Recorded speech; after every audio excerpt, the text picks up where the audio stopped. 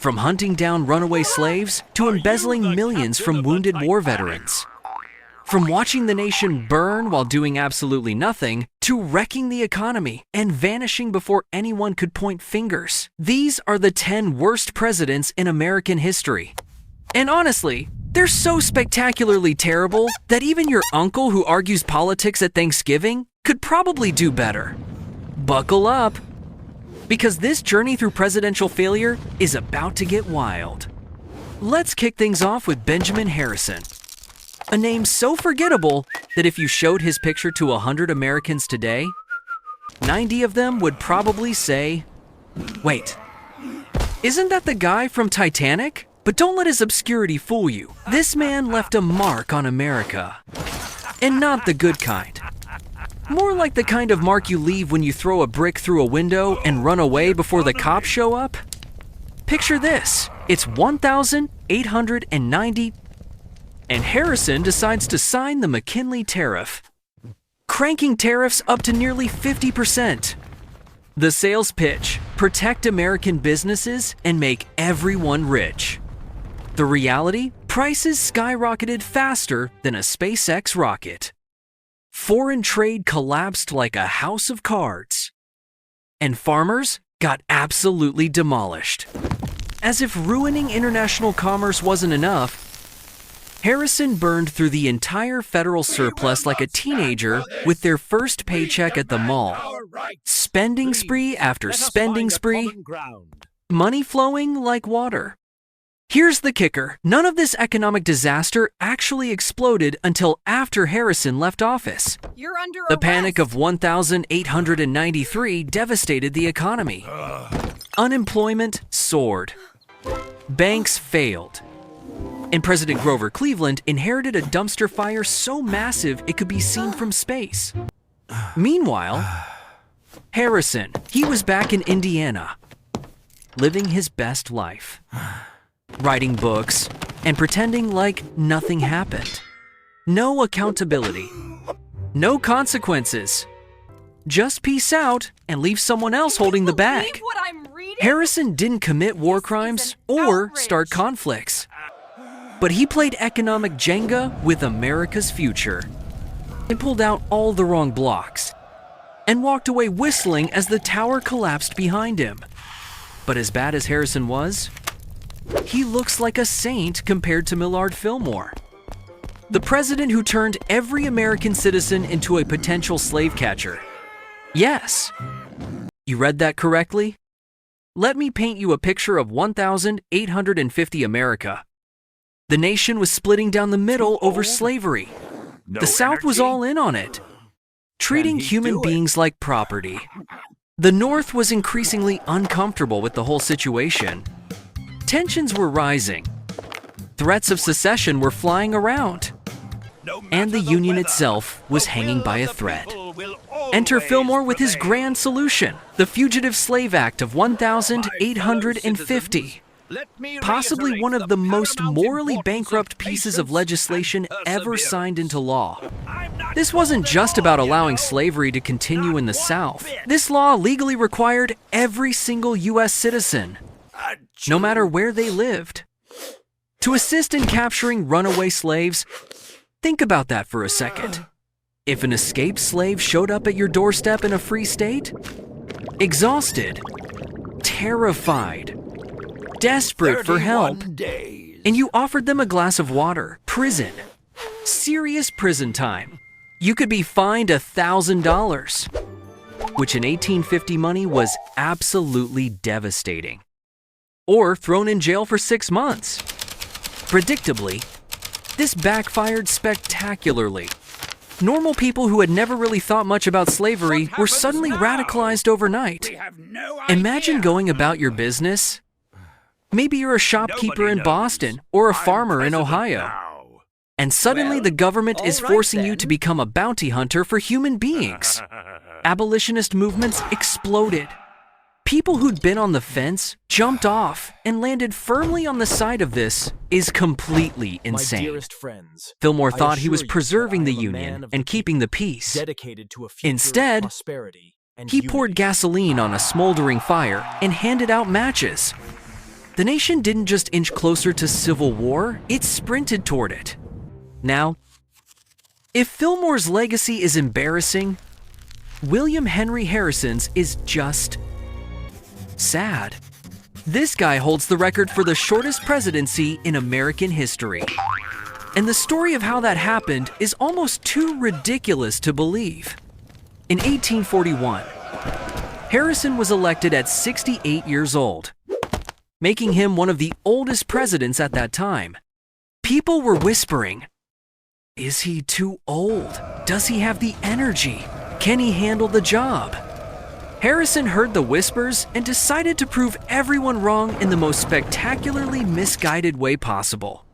On Inauguration Day, he delivered the longest inaugural address in American history, nearly 2 hours of speech, and he did it without a coat, without a hat, in freezing weather, during a rainstorm.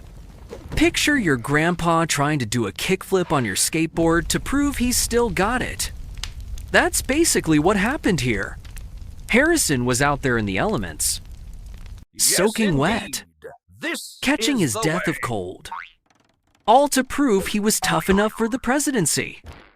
A few weeks later, he came down with what started as a bad cold but quickly turned into pneumonia. For over a century, historians blamed that insane inaugural speech for killing him. But modern research suggests it was actually typhoid fever from contaminated drinking water at the White House. Either way, the result was the same. 31 days after taking office, William Henry Harrison was dead. He didn't sign a single law. He didn't make one meaningful decision. He spent more time writing his inaugural address than actually being president. But wait, it gets better. His death triggered a genuine constitutional crisis because nobody had actually figured out what happens when a president dies in office. Does the vice president just act as president temporarily? Do they become president for real? Is there a special election nobody knew? Thankfully, Vice President John Tyler basically said, "I'm president now. Deal with it." And everyone just kind of shrugged and went along with it, establishing the precedent we still follow today. William Henry Harrison's entire legacy is one epic speech and a really short stay at the White House. If there were a Hall of Fame for completely blowing a once-in-a-lifetime opportunity, Harrison would be a first ballot inductee. But at least he didn't actively destroy the country. Which brings us to Franklin Pierce. Pierce had everything going for him. Movie star good looks, smooth-talking speeches, charisma for days. He got elected specifically to deal with the escalating slavery crisis. And then he made one colossal, nation-destroying mistake.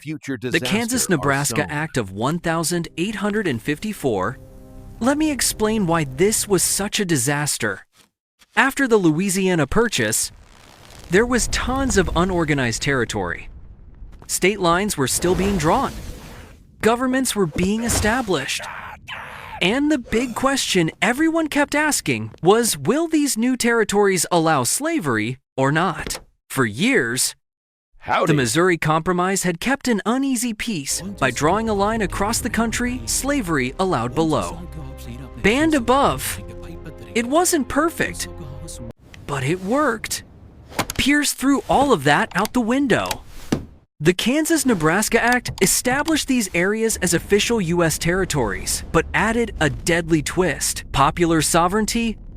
The settlers themselves would vote on whether to allow slavery, completely overturning the Missouri Compromise. On paper, it sounds democratic. Let the people decide. Right. In practice, it was catastrophic. Pro-slavery and anti-slavery forces immediately flooded into Kansas. And they didn't come to debate. They came with rifles, torches, and murder in their hearts. The territory descended into absolute chaos. Houses burned. Families were slaughtered. Entire communities were terrorized. They're all talking about The it. violence was so intense and sustained that the period became known as Bleeding Kansas. A 5-year bloodbath that served as a horrifying preview of the Civil War to come. What did Franklin Pierce do to stop it? Absolutely nothing meaningful. Actually, worse than nothing. He backed the pro-slavery side, which had formed an illegitimate government through voter fraud and violence. He even sent in federal troops to stabilize this fraudulent government. Instead of calming tensions between North and South, Pierce accelerated the nation's march toward civil war. His presidency was a masterclass in how to take a bad situation and make it exponentially worse. But here's where things get interesting, because the next terrible president on our list might surprise you. Woodrow Wilson often shows up on lists of great presidents. He's celebrated for championing the League of Nations, for making lofty speeches about democracy, for leading America through World War I. And yes, he accomplished some significant things. But at home, he launched some of the worst attacks on American freedom in U.S. history. During World War I, Wilson signed the Espionage Act and the Sedition Act, making it a literal crime to criticize the government, the military, or even the American flag. Now, I love America as much as anyone. Patriotism is great, but this was straight up authoritarian. Under Wilson's administration, over 2,000 Americans were prosecuted. Journalists who questioned the war effort, union leaders who organized workers, everyday citizens who dared to speak their minds. Free speech, the absolute bedrock of American democracy, was crushed under the weight of wartime paranoia. Wilson thought this was all justified, all worth it for his grand vision. After the war ended, he pushed hard for the League of Nations, the first worldwide intergovernmental organization designed to maintain world peace. It was going to be his crowning achievement, his legacy, the thing that made all the sacrifices worthwhile. There was just one tiny problem: the US Senate rejected it. They feared it would drag America into endless European wars and give up too much sovereignty. Wilson was devastated. He couldn't believe it. But here's the funny part: the League of Nations happened anyway, with 63 other countries joining, just not America. Wilson was left crying outside the club he'd tried to create, watching everyone else party without him. And to cap off his legacy of unintended consequences, he punished Germany so severely after World War I with the Treaty of Versailles that he planted the seeds for World War II. The harsh reparations, the territorial losses, the national humiliation, all of it created the perfect conditions for extremism to flourish in Germany. Wilson became a prisoner of his own ego, a man so convinced of his rightness that he refused to compromise, refused to bend, and caused chaos both at home and abroad. And speaking of causing chaos, let's talk about George W. Bush. Bush entered the White House with a handshake and a smirk, ready for what he probably thought would be a relatively normal presidency. Then history threw every disaster at him except a meteor strike. First came September 11th. Liang Yi. To his credit, Bush brought the country together for about 6 months. The unity was real. The national resolve was powerful. But what followed reshaped the world, and not for the better. The decision to invade Iraq was based on intelligence claiming Saddam Hussein possessed weapons of mass destruction. The threat was presented as imminent, terrifying, undeniable. Turns out, the intelligence was wrong. Dead wrong. There were no weapons of mass destruction. But by the time anyone figured that out, the United States was locked into a $1 trillion war that cost over $4 400 American lives, wounded tens of thousands more, and destabilized the Middle East for decades. The ripples from that decision are still being felt today. But like Woodrow Wilson before him, Bush also gutted civil liberties at home. The Patriot Act, passed in October 2001, dramatically expanded the surveillance powers of the federal government. The NSA and FBI could now surveil U.S. citizens without a warrant, collecting phone records, monitoring internet activity, building massive databases of information on Americans who'd done nothing wrong. You can argue this was necessary in the immediate aftermath of the worst terrorist attack on American soil. Many people did argue exactly that. But here's the thing, many of these powers still exist today, long after the immediate crisis passed. The surveillance state didn't dismantle itself when the danger receded. Then came Hurricane Katrina. And the federal government's response can be summed up in 3 words. We're working on it. As people were left stranded on rooftops, as New Orleans flooded, as citizens died waiting for help that came too slowly. The government set up the Louisiana Superdome as a shelter of last resort. When 30,000 people showed up seeking refuge, it turned into a nightmare. Settles it. The roof was damaged from the storm. The power failed. Toilets overflowed. The conditions were inhumane. The whole fiasco became a symbol of government inefficiency. And Bush was the poster child. Bush didn't just mess things up during his presidency. Americans are still living with the consequences today. The forever wars, the surveillance state, the erosion of trust in government disaster response. His legacy is complicated and deeply flawed. After Abraham Lincoln was assassinated, Secession is illegal, America no desperately authority to needed a stop steady, unifying hand to guide the nation through Reconstruction. Instead, the country got Andrew Johnson, a former slaveholder from Tennessee who, shockingly, didn't exactly believe in racial equality. Who could have seen that coming? Johnson vetoed the Civil Rights Act of 1866, which would have granted citizenship and basic rights to formerly enslaved people. We're talking about fundamental things here. The right to make contracts. Oh dear. Your own property. To be treated equally under the law. Basic human dignity stuff. Johnson said no. Congress wasn't having it. They overrode his veto and pushed through the 14th Amendment, locking those rights into the Constitution itself. But Johnson didn't give up. He found other ways to prop up the former Confederacy and undermine Reconstruction. He issued mass pardons to tens of thousands of Confederates, people who had literally taken up arms against the United States. In most countries, throughout most of history, that's called treason. The punishment is usually prison or execution. But Johnson restored their rights, gave them back their property, and let them retake power in southern state governments. His reasoning, we shouldn't kick the losers while they're down. We need reconciliation, not revenge. Sounds noble. I'm gonna make you Right, all rich. except it backfired catastrophically. Johnson's policies helped launch the Jim Crow era, created fertile ground for the Ku Klux Klan to terrorize Black Americans for generations, and stoked racial tensions that are still being dealt with today.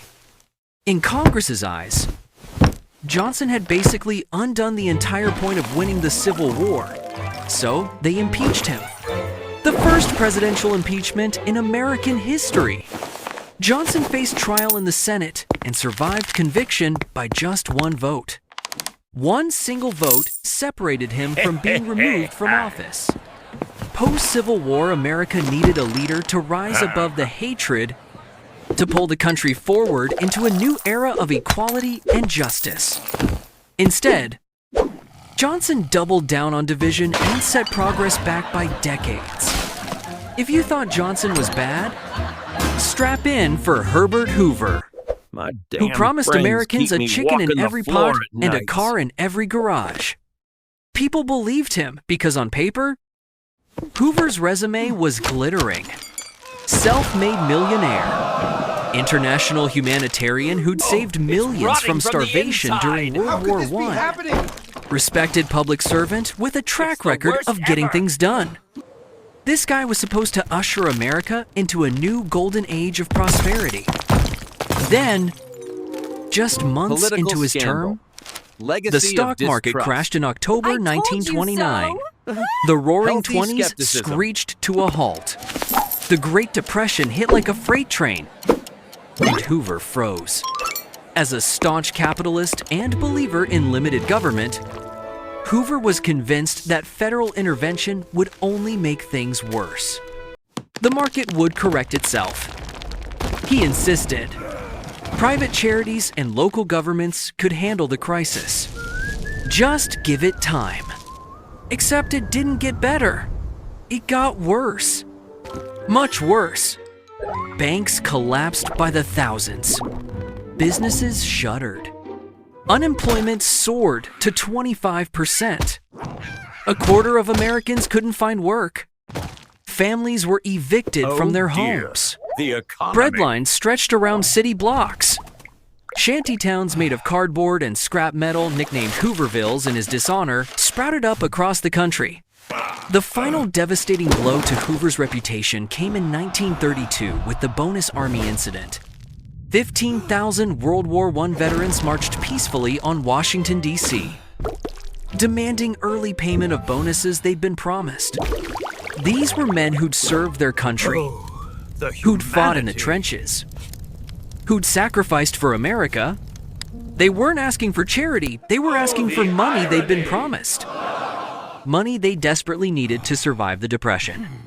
Hoover's response: he sent in the U.S. Army, led by General Douglas MacArthur. Federal troops used tear gas, tanks, and bayonets to violently clear the peaceful encampment. Veterans were beaten. Their makeshift homes were burned. When photographs of American soldiers attacking American veterans hit newspaper front pages across the country, Hoover's fate was sealed. His legacy transformed from humanitarian hero to cold. Clueless man who fumbled the Great Depression and turned military force against veterans. But no list of terrible presidents would be complete without James Buchanan. The man who watched the Civil War unfold from the front row and did absolutely nothing to stop it. When Buchanan took office in 1857, the nation was already tearing apart over slavery. The question wasn't if something bad would happen, it was when, and how catastrophic it would be. Buchanan had a choice: take decisive action and lead, or do nothing and hope the problem solved itself. Instead, he chose option 3, let the Supreme Court handle it. This led to the infamous Dred Scott decision, which declared that Black Americans could never be citizens and had no rights that white Americans were bound to respect. Buchanan didn't just accept this decision, he celebrated it. He even pressured justices behind the scenes to make a sweeping pro-slavery ruling, thinking this would settle the debate once and for all. Spoiler alert, it didn't settle anything. It lit a fire under the North.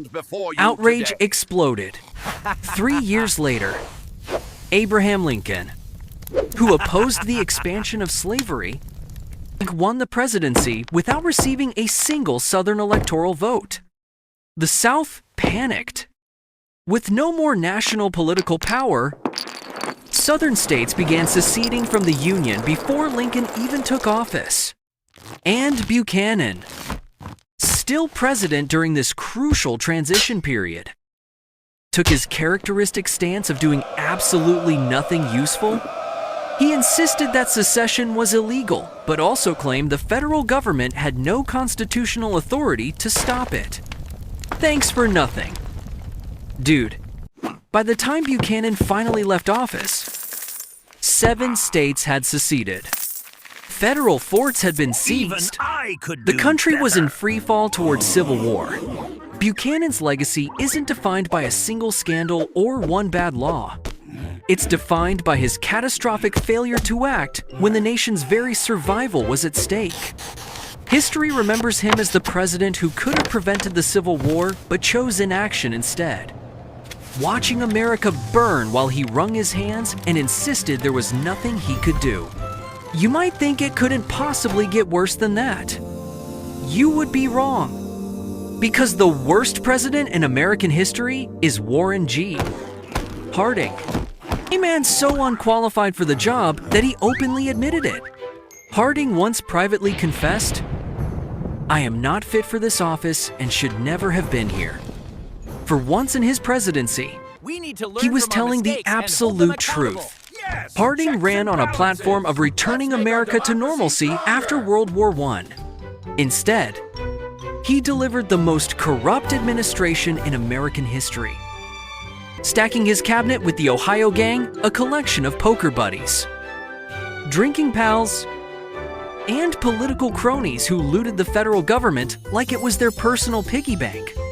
Take the Teapot Dome scandal, We where the promise Secretary not of to be the as bad Interior as these secretly 10. leased federal oil reserves to Our private campaign companies pledge is in exchange minimal for competence. enormous bribes. Today, That's we're going bad to enough. examine historical patterns Right, that reveal but it gets warning worse. signs.